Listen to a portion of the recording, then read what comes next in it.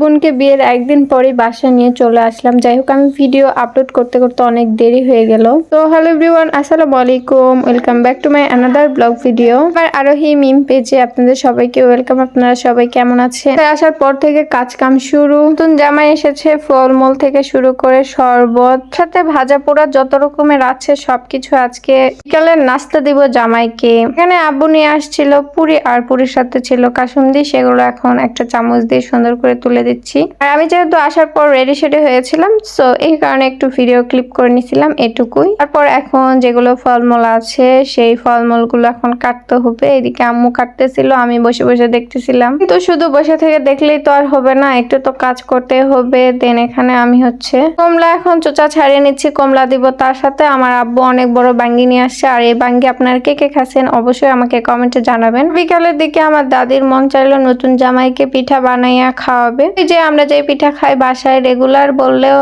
ভুল, তুই একদিন পর পরই খাওয়া হয়। ডিমের পিঠা অনেক বেশি ভালো লাগে আর অনেক বেশি মজা লাগে। ডিমের শুধু ঝালের পিঠাও না, মিষ্টির পিঠাও কিন্তু ডিমের বানানো যায়, বুঝছেন। এখানে যে ঝালগুলো দিছি না, এখানে শুধু চিনি অ্যাড করলে ডিমের পিঠাও হয়ে যাবে। আপনাদের যদি কারো ঝালের পিঠা না খেতে মন চায় তাহলে অবশ্যই ডিমের পিঠা মানে মিষ্টির পিঠা খেয়ে ট্রাই করবেন, দেখবেন অনেক বেশি ভালো লাগবে। আপনারা যদি কেউ না বানাইতে পারেন অবশ্যই আমাকে কমেন্টে জানিয়ে দিবেন, তাহলে আমি এবার মিষ্টির পিঠা বানিয়ে আপনাদের দেখাবো। সো এদিকে ডিমের পিঠা বানাচ্ছে আর এদিকে ময়দার আটাগুলো সুন্দর করে তেল দিয়ে মেখে নিচ্ছে। দেন আমাদের কিন্তু পিঠা অলমোস্ট ঠান্ডা হয়ে গেছে। এখন এখানে তেল ঢেলে দিব একবারে অনেকগুলো, যেহেতু পিঠা বানাবো আর পিঠা বানাতে কিন্তু তেল লাগে প্রচুর। আর অনেকে কিন্তু ভয়ে পিঠাই বানায় না, কারণ তেল বেশি লাগবে, তেল বেশি খরচ হবে এই কারণে। আপনাদের যদি কারো বিশ্বাস না হয় তেল বেশি খরচ হয়, তাহলে আপনারা একদিন ট্রাই করে দেখবেন। অনেকেই খায় আবার অনেকেই খায় না। আবার কেউ কেউ আছে তারা ঝামেলা করতেই চায় না, বাহির থেকে খেয়ে আসে। সো বাহির থেকে না খেয়ে এসে বাসাতেই বানিয়ে খাইলে সেটা আরো বেশি ভালো।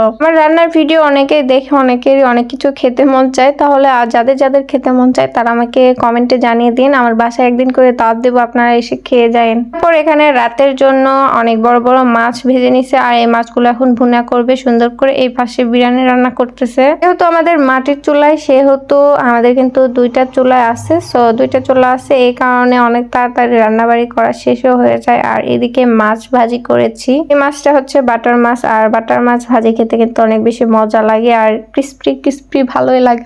এদিকে আছে ডাল, তার সাথে আছে ভাত, তার সাথে আছে বিরিয়ানি, তার সাথে আছে সরষা, লেবু, মাংস আছে, তার সাথে লাল মুরগি আছে। এতগুলো খাবার একটা মাত্র জামাই এতগুলো কি খেতে পারবে? আপনারাই বলবেন কমেন্টে। তারপর এখানে ডিম ভাজিও ছিল, আমি তো বলতেই ভুলে গেছি।